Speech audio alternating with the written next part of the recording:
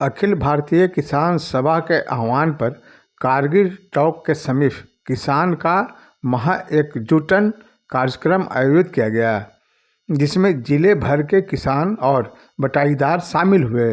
29 सूत्री मांग के साथ आयोजित इस कार्यक्रम के माध्यम से किसान नेताओं ने कहा कि अल्प वृष्टि का इलाका होने की वजह से नियमित सूखाग्रस्त जहानाबाद जिले में फसल उपजाने में किसानों का अपना खून पसीना लगता है। इसमें जिला के लघु सिंचाई तथा सिंचाई विभाग अथवा सरकार का वर्षों से कोई योगदान नहीं रहा है। वर्षा नहीं होने की स्थिति में खेतों को पानी देने में योजनाओं का अभाव रहा है।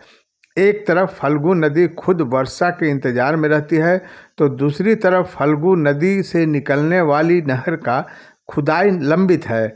पानी का इंतजार किए बगैर आहर पैन के नाम पर कागज में दर्ज जमीन पर से गरीबों को उजाड़ा जा रहा है, जिसे बंद किया जाए।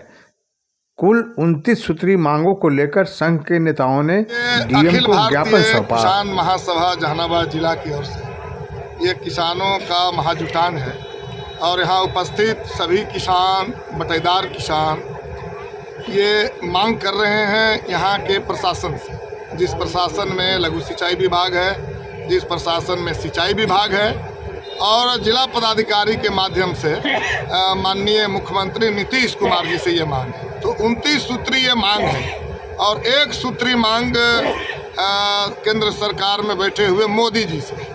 तो मोदी जी से मांग है कि आप इस देश को बख्श दीजिए। अब ये 9 वर्ष में पूरे देश ने मान लिया है कि आप पूरा देश के खेती बेच देंगे, इसलिए आपसे एक ही मांग है कि इस देश को बख्श दीजिए और 2024 में ये कुर्सी आप खाली कर दीजिए। इससे ज़्यादा मांग आपसे नहीं है। तो यह है मोदी जी से मांग। और प्रशासन से लेकर के बिहार सरकार से हमारा मांग है कि ये जो जहानाबाद इलाका है वो अल्प वृष्टि का इलाका है, वर्षा यहाँ कम होता है। यहाँ में जो नदी भी है वो बिना पानी की नदी है। जहाँ बिना पानी की नदी है वहाँ बराज बना दिए और जहाँ पानी की नदी है पुनपुन, उससे नहर निकालने की जो प्लानिंग थी, जो योजना थी, अभी तक पूरा आपने नहीं किया है। और इसलिए यहाँ अगर खेतों में कुछ धान लगा हुआ है तो किसानों के खून पसीना का कमाल है। और इसलिए सरकार से हम मांग कर रहे हैं कि जब तक सरकार की व्यवस्था से यहाँ खेती नहीं होती है, जहानाबाद जिला को सुखाड़ क्षेत्र आप घोषित कीजिए और यहाँ के किसानों का कर्जा माफ़ कीजिए। यहाँ के किसानों का जो बिजली बिल है वो आप माफ़ कीजिए।